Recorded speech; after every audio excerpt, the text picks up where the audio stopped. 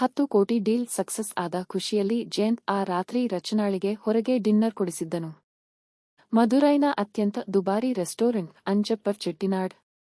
ರಚನಾ ಜೀವನದಲ್ಲಿ ಅಂತಹ ಹೋಟೆಲ್ನ ಮೆಟ್ಟಿಲನ್ನು ಹತ್ತಿರಲಿಲ್ಲ.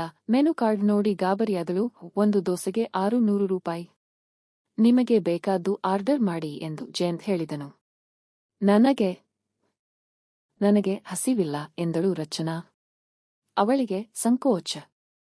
ಜಯಂತ್ ನಗುತ್ತಾ, ಇಂದು ನೀನು ನನ್ನ ಬಾಸ್. ನಾನು ನಿನ್ನ ಅಸಿಸ್ಟೆಂಟ್. ನೀನು ಏನು ಹೇಳುತ್ತೀಯೋ ಅದೇ ಫೈನಲ್. ಆರ್ಡರ್ ಮಾಡು ಎಂದನು. ಆ ಮಾತಿಗೆ ರಚನಾ ನಸುನಕ್ಕಳು.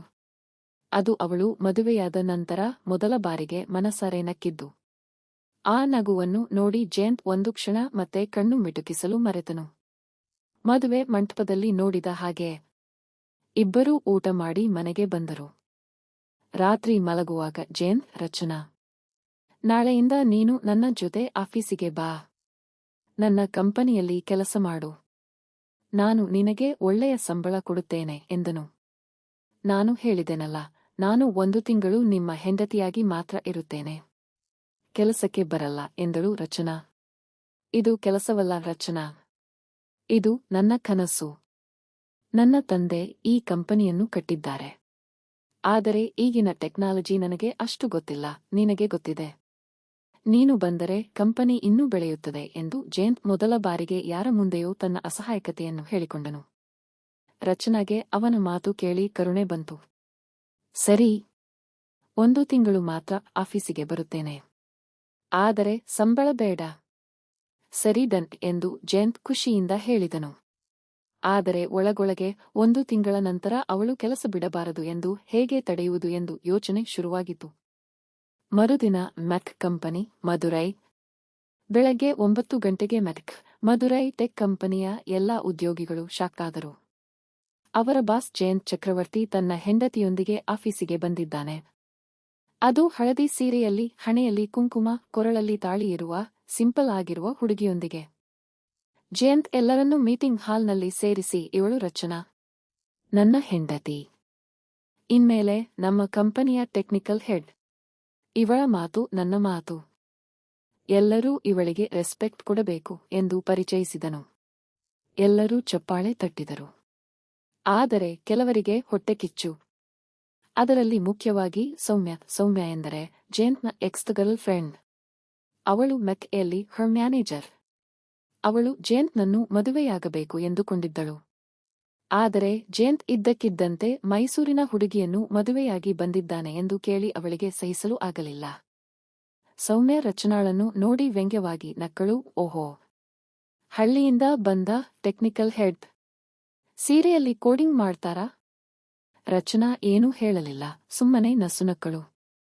ಆದರೆ 11 ಗಂಟೆಗೆ ನಡೆದ ಟೆಕ್ನಿಕಲ್ ಮೀಟಿಂಗ್ನಲ್ಲಿ ರಚನಾ ಇಡೀ ಟೀಮ್ ಅನ್ನು ಬೆಚ್ಚಿ ಬೀಳಿಸಿದಳು. ಜರ್ಮನ್ ಪ್ರಾಜೆಕ್ಟ್ನಲ್ಲಿ ಇದ್ದ 5 ಬಗ್ಗಳನ್ನು 1 ಗಂಟೆಯಲ್ಲಿ ಸರಿ ಮಾಡಿದಳು. ಸೀನಿಯರ್ ಡೆವಲಪರ್ಗಳಿಗೂ ಗೊತ್ತಾಗದ ಲಾಜಿಕ್ ಅವಳಿಗೆ ಗೊತ್ತಿತ್ತು. ಮಧ್ಯಾಹ್ನದ ಊಟದ ಸಮಯದಲ್ಲಿ ಎಲ್ಲಾ ಹುಡುಗರು ರಚನಾ ಸುತ್ತ ನೆರೆದರು. ಮೇಡಮ್, ಈ ಡೌಟ್ ಹೇಳಿಕೊಡಿ. ಮೇಡಮ್, ಆ ಡೌಟ್ ಹೇಳಿಕೊಡಿ. ಜಯಂತ್ ತನ್ನ ಕ್ಯಾಬಿನ್ನಿಂದ ಇದನ್ನು ನೋಡುತ್ತಿದ್ದನು. ಅವನಿಗೆ ಖುಷಿಯಾಗಬೇಕಿತ್ತು, ಆದರೆ ಹೊಟ್ಟೆಕಿಚ್ಚು ಶುರುವಾಯಿತು.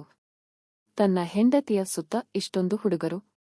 ಅವನು ಸೀದಾ ಹೊರಗೆ ಬಂದು, ಏನ್ರೀ, ಇಲ್ಲಿ ಕೆಲಸ ಮಾಡಬೇಕಾ, ಹರಟೆ ಹೊಡೆಯಬೇಕಾ? ಎಲ್ಲರೂ ತಮ್ಮ ತಮ್ಮ ಸೀಟಿಗೆ ಹೋಗಿ ಎಂದು ಗದರಿದನು. ಎಲ್ಲರೂ ಹೆದರಿ ಓಡಿದರು.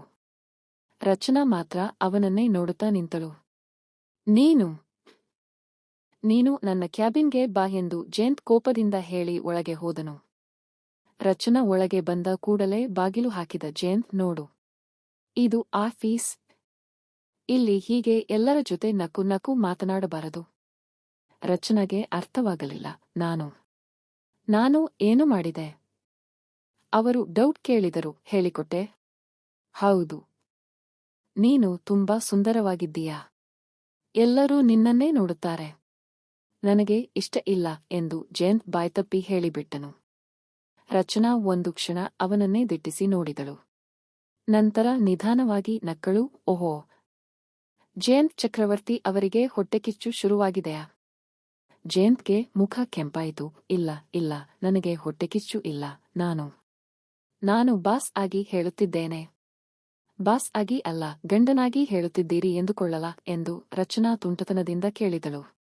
ಇದು ಅವಳು ಮೊದಲ ಬಾರಿಗೆ ಜಯಂತ್ ಜೊತೆ ತುಂಟತನದಿಂದ ಮಾತನಾಡಿದ್ದು. ಜಯಂತ್ ಏನೂ ಹೇಳದೆ ಕಿಟಕಿಯ ಕಡೆ ತಿರುಗಿ ನಿಂತನು. ಅವನ ಹೃದಯ ಜೋರಾಗಿ ಬಡಿದುಕೊಳ್ಳುತ್ತಿತ್ತು.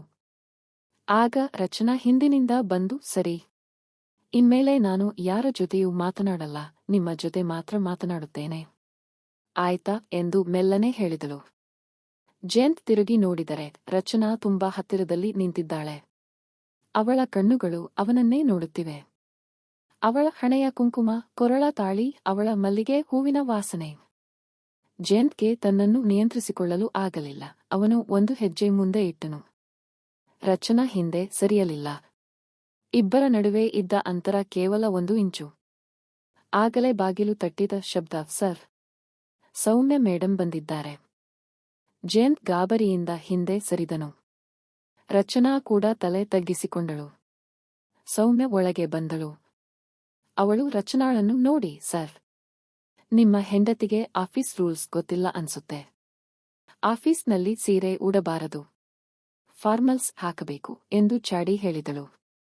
ಜಯಂತ್ ಏನೋ ಹೇಳಲು ಹೋದನು.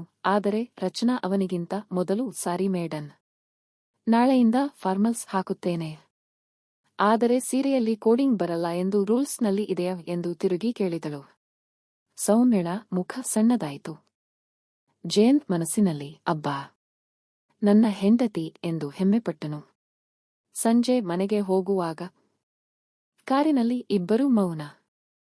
ಜಯಂತ್ ಕಾರು ಓಡಿಸುತ್ತಿದ್ದನು. ರಚನಾ ಪಕ್ಕದಲ್ಲಿ. ಇದ್ದಕ್ಕಿದ್ದಂತೆ ಜಯಂತ್ ಕಾರನ್ನು ಒಂದು ಐಸ್ ಕ್ರೀಂ ಶಾಪ್ ಬಳಿ ನಿಲ್ಲಿಸಿದನು. ಏನಾಯ್ತು ಎಂದಳು ರಚನಾ. ಐಸ್ ಕ್ರೀಂ ತಿನ್ನೋಣ ಎಂದನು ಜಯಂತ್. ಇಬ್ಬರೂ ಚಾಕೊಲೇಟ್ ಐಸ್ ಕ್ರೀಂ ತಿನ್ನುತ್ತಾ ಕುಳಿತರು. ರಚನಾ ತುಂಬಾ ಖುಷಿಯಾಗಿದ್ದಳು. ರಚನಾ ಎಂದು ಜಯಂತ್ ಮೆಲ್ಲನೆ ಕರೆದನು. ನಮ್ಮ 1 ತಿಂಗಳ ಒಪ್ಪಂದ. ರಚನಾಳ ಮುಖದ ನಗು ಮಾಯವಾಯಿತು. ಹೌದು, ಅದನ್ನು ಸ್ವಲ್ಪ 2 ತಿಂಗಳು ಮಾಡೋಣ ಎಂದು ಜಯಂತ್ ಹೆದರುತ್ತಾ ಕೇಳಿದನು. ರಚನಾ ಅವನನ್ನೇ ನೋಡಿದಳು.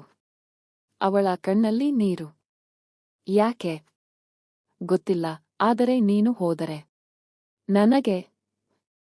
ನನ್ನ ಕಂಪನಿಗೆ ನಷ್ಟವಾಗುತ್ತದೆ ಎಂದು ಜಯಂತ್ ಸುಳ್ಳು ಹೇಳಿದನು. ಆದರೆ ನಿಜವಾದ ಕಾರಣ ಬೇರೆ ಇತ್ತು. ರಚನಾ ಏನೂ ಹೇಳಲಿಲ್ಲ. ಸುಮ್ಮನೆ ಐಸ್ ಕ್ರೀಂ ತಿನ್ನುತ್ತಾ ಕುಳಿತಳು. ಜಯಂತ್ಗೆ ಉತ್ತರ ಸಿಗಲಿಲ್ಲ. ಆದರೆ ಅವನಿಗೆ ಗೊತ್ತಿತ್ತು, ಅವನು ಜೇಡರ ಬಲೆಯಲ್ಲಿ ಸಂಪೂರ್ಣವಾಗಿ ಸಿಕ್ಕಿಬಿದ್ದಿದ್ದಾನೆ. ಮುಂದುವರೆಯುತ್ತದೆ.